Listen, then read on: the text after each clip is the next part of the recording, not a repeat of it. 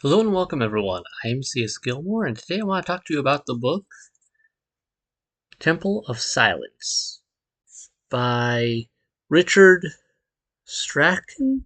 Strachan? I'm not sure how to pronounce that last name, but a little hard to read it there. The contrast isn't great on the book. But as you may have guessed from the imagery here, this is not a Warhammer 40k book. This is a Warhammer Age of Sigmar book. I don't read a lot of the Sigmar books, but I've read a few, and the ones involving these two characters are ones that I've gotten into on a couple occasions. I've been liking their stories. The two characters on there are Galen and Dorelia Van Denst. They're a father and daughter witch hunter duo for the Order of Azir. Probably how to explain this. If you're familiar with Warhammer Fantasy, the Order of Azir are like followers of Sigmar. As I recall, they and witch hunters, like Warhammer, you have psychics. In the fantasy setting, you have straight up witches. Like magic is a thing, so you still have the same chaos gods as Warhammer 40k, and I don't know, there's a lot of crossover between the two universal settings. But they're all at the same time completely different from each other. But the magic setting makes for some interesting things. And as you may expect, spoilers ahead. So, in this case, these two are traveling, and they head off through an area. This is, I believe, placed after the destruction of the old world, when there are different realms, like the realm of Shaiish and etc. and so forth, and humanity kind of struggles to survive in some of these places. These ones, they're traveling through some areas, and they're traveling through some wilderness, and they're trying to get to I forget which location, but they come across an old temple of Sigmar, as I recall, but it's one of those weird. It's a bit of a stranger branch than usual. They have some issues with it, in fact, but I believe even before they. I'm trying to remember if it was before they run into the temple or right after they have an encounter with a vampire that they end up killing. I want to say it was before they hit the temple. They stumble across a vampire. Now, fantasy has a lot of vampires. Not just one type of vampire, but there's different strains of vampire. These ones are. This was a Verkos vampire, which are more animalistic, less human, more. They tend to. I believe they tend to be able to turn into wolves instead of bats and things. Like vampires are weird in Warhammer Fantasy. Like there are some that do more bat stuff. There's some that behave in different ways. I think the Verkos might do stuff with bats as well, but wolves are a big part as well.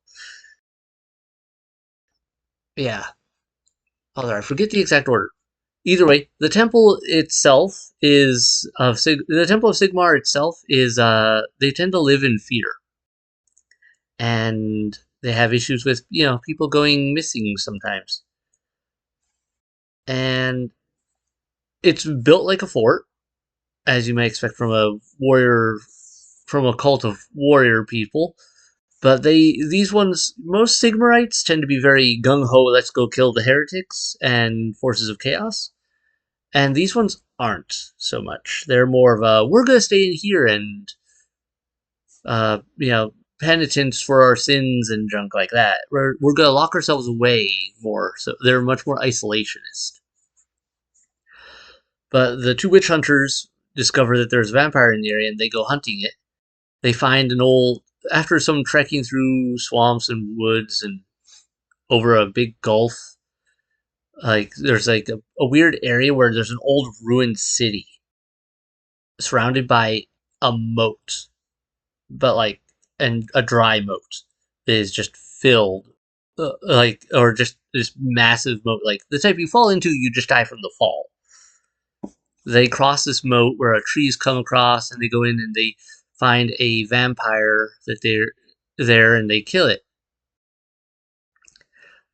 Turns out it was the daughter of another vampire, and generally you think, oh, cool, we killed the big evil thing. That's a good thing, right?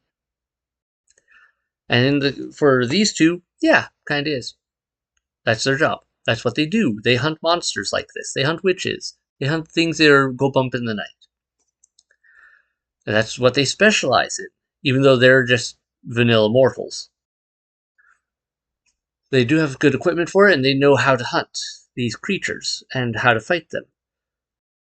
Now, they find, though, that this doesn't endear them to the locals at all. If anything, it makes things worse with the locals. The locals aren't very friendly here. They do have a village near the temple as well that they are able to travel to. It's a good hike still between the two places. But, yeah, the villagers aren't too happy about that. And turns out that they may have had a deal with some of the vampires. Particularly there was the one that they killed, which was a woman. And then there was another one that was a man. And they were father and daughter, we find out. But it goes way deeper than that, because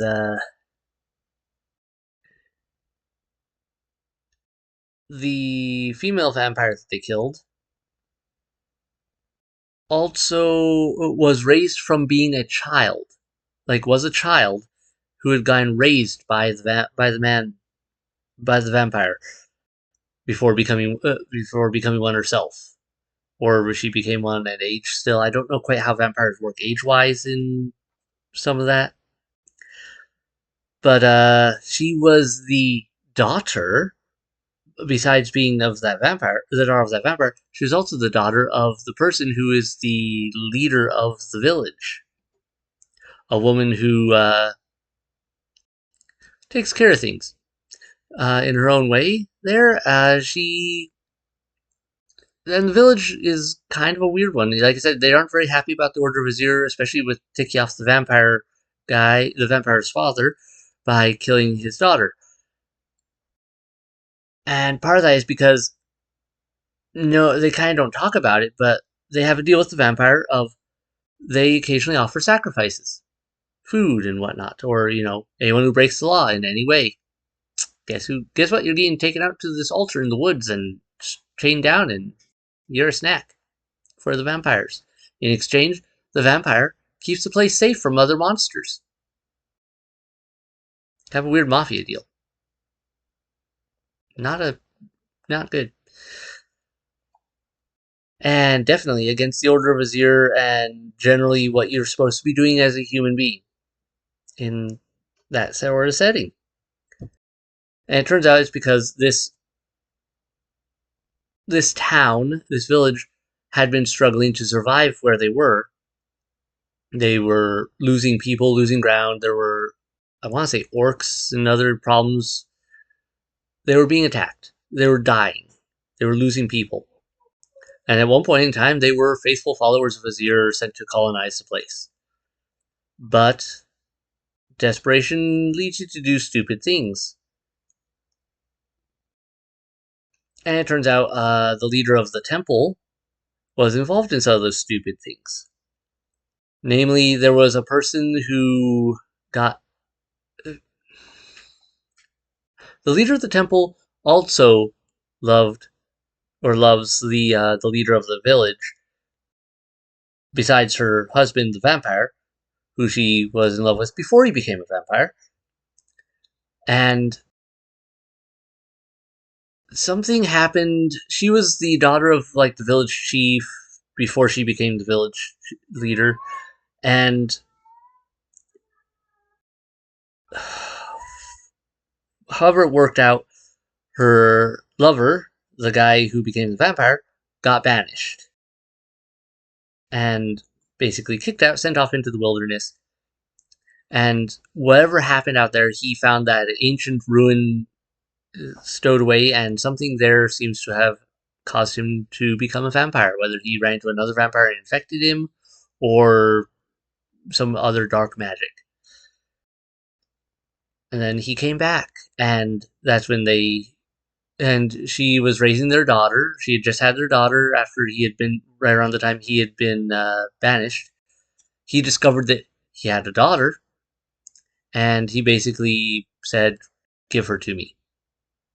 And they worked out a deal. She gave up her daughter to him, and then they struck that deal of they offer sacrifices to him for food, and he protects the place. Some weird twisted edge of his humanity maybe sticking through. Vampires tend to be complicated. They have a bit of humanity to them, but they're really not human anymore, and they are very much generally some form of undead or unnatural, and they are not friendly.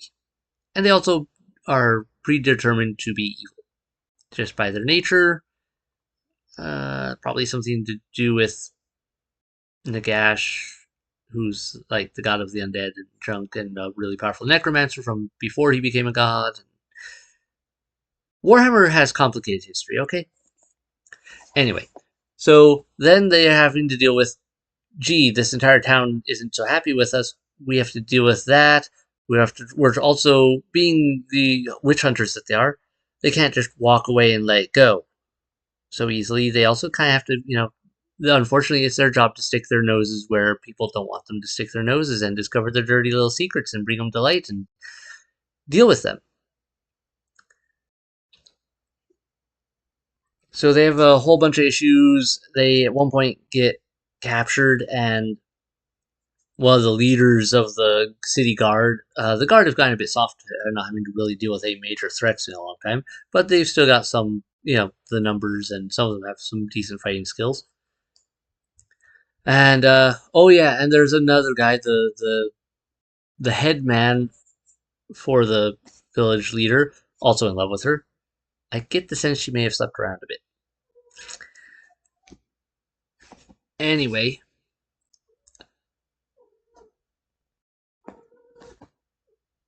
complicated situation. They almost get sacrificed to the vampire, but they are able to, escape and break loose and deal with things, and they gather enough intel.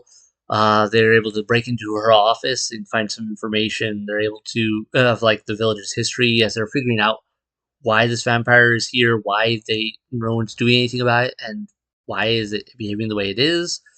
They end up talking more. They go back to the temple and talk to the guy there and get some answers eventually.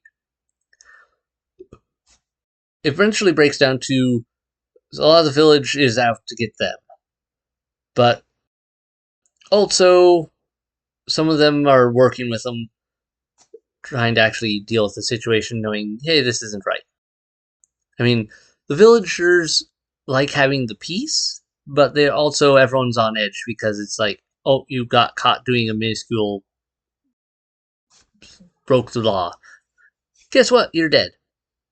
Yep, doesn't matter. Yep, you just stole something. You're dead. Oh, yep, nope. So yeah, it's a complicated, all-around political situation. They deal with that though by, as you might expect, working on hunting down the vampire and dealing with those that that are working with the vampire. Of course, there are only two people, so they can't really pick a fight with everyone. So they're trying to do it smart, and that's one of the things I like about these books with these witch hunters is they're not necessarily just fighting through it like a space marine would. They are having to be smart about it because they are baseline humans they're maybe really good fighters, but they can only do so much, especially on their own. So they're trying to recruit people in the town, get them to work with them. I believe there was a little bit of betrayal involved with some of the people, kind of working with them for a bit, and then be like, "Nah, I really still like the village chief and whatnot." But they also especially get the the chapel of Sigmar leader on their side eventually, because he realizes he's kind of screwed up a lot, and he's partly responsible for everything. I believe he was the one who, I forget what exactly the guy did. The guy exiled, but I believe the leader of the chapel at the time, who when before he became the leader of the chapel, went and was in love with her, knew that he was in love with her as well, and had reported him for whatever he had been doing that got him exiled, in the hopes that when he was gone, when the other guy was gone, she would come to him. You know, issues. And that's part of the reason he's been so not doing anything about the vampire and so much trying to just be penitent. But the witch hunters get him to actually, do what he's supposed to be doing a bit more. They work out some plans, and like the vampire, of course, is really ticked at them right now for killing his daughter. So he's after them. He wants their blood, very particularly. And he's threatening, the village and others to get them to, bring me these witch hunters, or I will destroy you. So bring me them, and I will spare you, type of deal. And this guy is a pretty powerful vampire. He is able to turn into a giant wolf, and able to control a bunch of other like undead wolves, if I remember right. He's got some pretty good powers. He's a pretty strong vampire. And he goes, and they're dealing with their whole thing, fighting him. They eventually lure him into, like, they set up a defense in the chapel of Sigmar there, and they are trying to, like, it's built like a fort. That said, vampires are really darn strong, especially a very powerful one. And so they set up a defense, and they're fighting and everything, but their ultimate goal is, they know he's stronger than they are. They have to cheat. Their ultimate goal is to lure him into the chapel and then light the place on fire and seal him in. But they have to put up a fight. They have to make it look like they're trying to hold the place against him so that he gets overconfident and comes inside. And, yeah. Almost works.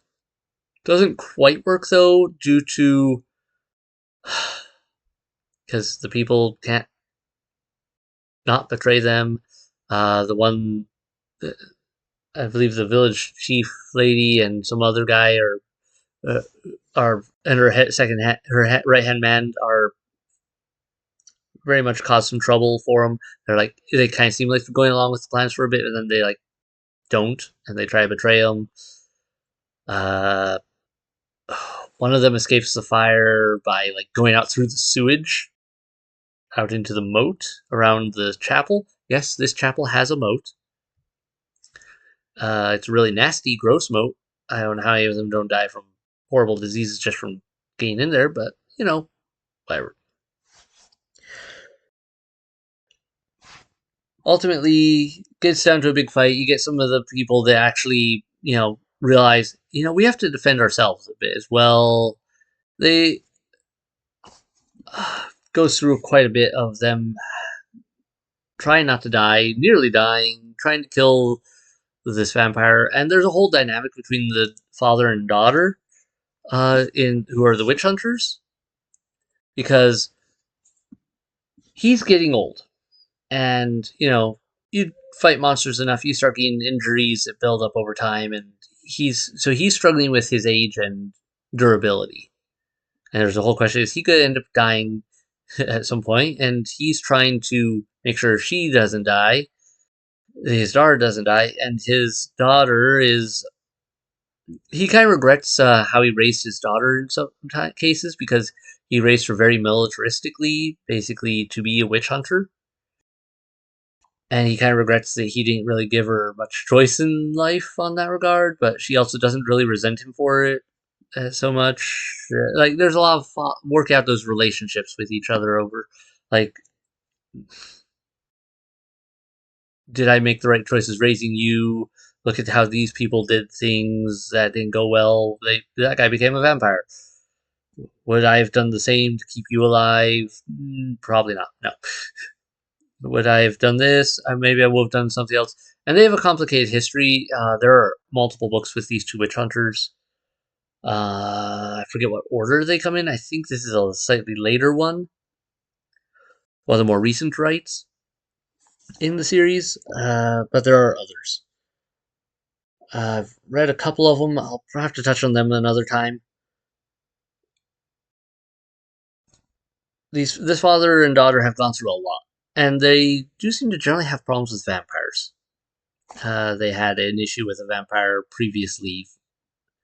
I want to say, actually, they could kind of relate to this guy and this the vampire guy in this in some cases because if I remember right, the witch hunter's mother um was also a witch hunter with her father. So like they were both witch hunters previously. Before it was a father daughter duo, it was a husband wife duo. And I want to say in one of the previous books they have to actually kill her. They have to kill her mother because she got turned into a vampire at some point. Different type of vampire though. But that's a story for another time. I'll have to get into. That's a whole mess. All in all, though, this book was interesting. It was a fun read. It gave a fun look into how some of these people on the outskirts of humanity and who are struggling to survive and what people would go through, what steps they'd take to try to survive. Uh, Ultimately, they end up dealing with the vampire. I believe they kill him, though it takes a lot of work. And they reestablish order. They get some things taken care of, and the village kind of is like, well, we're gonna have to fight for our survival a lot more, but this is probably a good thing. And those who survive the ordeal, of which many people died, because the vampire does attack the town. Lots of people get into fights and get murdered by the vampire or his minions. Yeah, those that do survive the whole ordeal, though, in the end, are like, we really should fend for ourselves anyway, and they still have a bit of a, they remember the old days. They still got that hardy pioneer going in them enough to, they're up for it. Really, whether they'll succeed or not is left to be said in time. Probably forgetting something. Oh, I want to show you. Like, if you pay attention to the cover, look at those trees. They look like hands. That's a really interesting thing because I don't recall that ever actually becoming a real thing. Like, it just kind of plays into the idea that the forest is haunted by, of course, a vampire, and that ruin in the woods may have been an old evil place that may have been what resulted in this guy becoming a vampire from some malignancy hidden in the ruins. Who knows? Someone's going to have to probably dig that up at some point. But the whole area is generally not very hospitable and overall. So it may have just been an old ruin from a previous city that just didn't survive.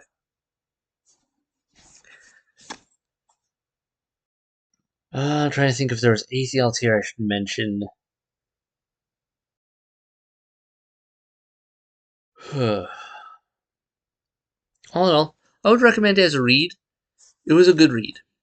I enjoyed it, like I said, and especially if you like the witch hunters and ones that aren't complete idiots, because kind of like 40k with the Inquisitors.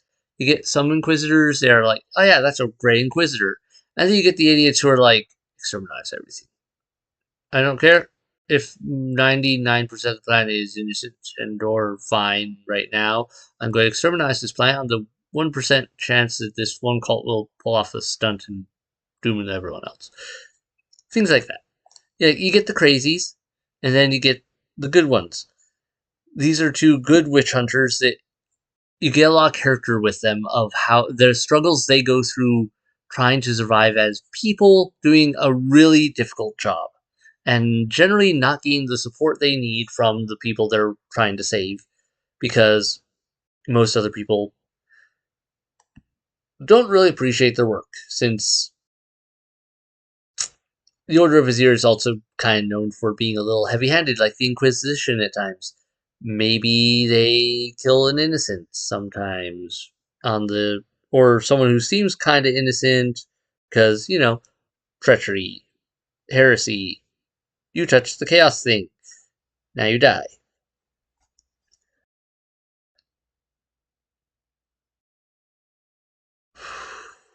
Yeah, these two though they're pretty good.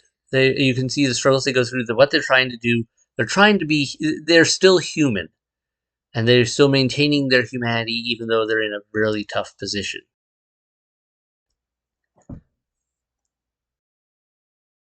So in that way, it's a little more complex than some of the 40k books, I would say, just because they do have looks into themselves, but it doesn't overly dwell on it so much that it bogs the story down. They're still doing things. They're not just sitting around going, "Oh, but if I do this, what will be the consequences?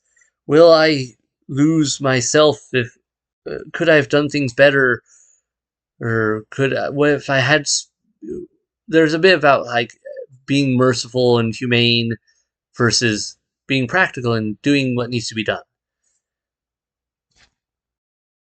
But they're actually still doing things. They're still acting. They're not just sitting around debating it. They question it at times, but they're still acting while they question it. It's more of like something that goes in there and it informs their actions and affects how they're making their decisions on what to act on next, but they're not being bogged down in it so much that they don't get anything else done.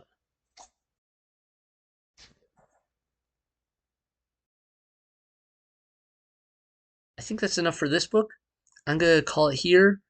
I do want to talk about these witch hunters some more and some of their other books, other earlier books. I have to dig them up and find out which ones because I think I've got two other books of theirs.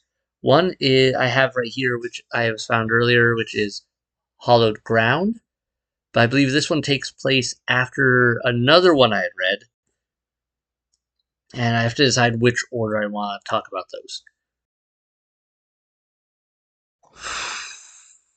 Yeah, but I think I'm going to talk about these witch hunters some more in some of the upcoming books, and then we'll branch out from there into other 40k books probably, and maybe some other fantasy things here and there because I have read a few other ones, especially some of the horror ones. The fantasy setting has some good horror settings.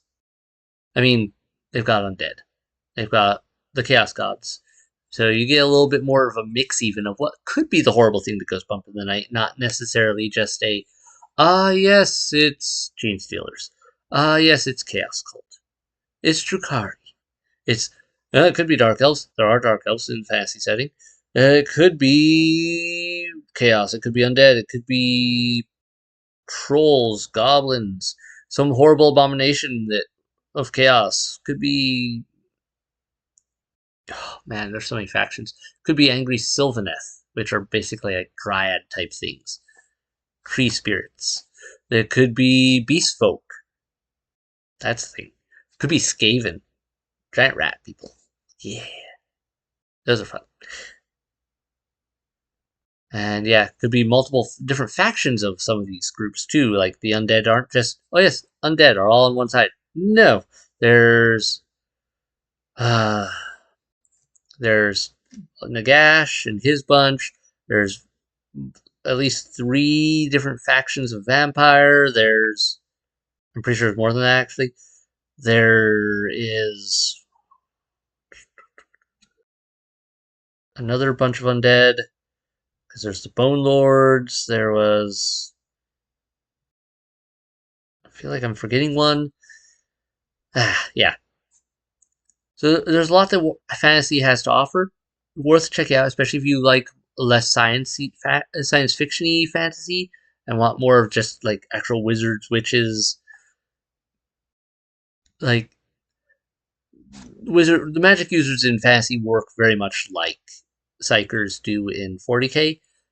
They're all a little crazy, they're all way creepy, and could become channels to hell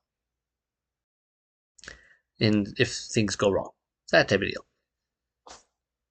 Anyhow, good night, everyone. Comments below. Have you read the book? What did you think about it? Anything I missed?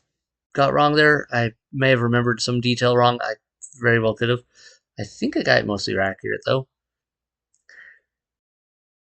Otherwise, yeah. What did you think of the book? Liked it? Disliked it? Otherwise, hit like, hit subscribe to keep up with new releases if you haven't done so already, and have a great night. Bye.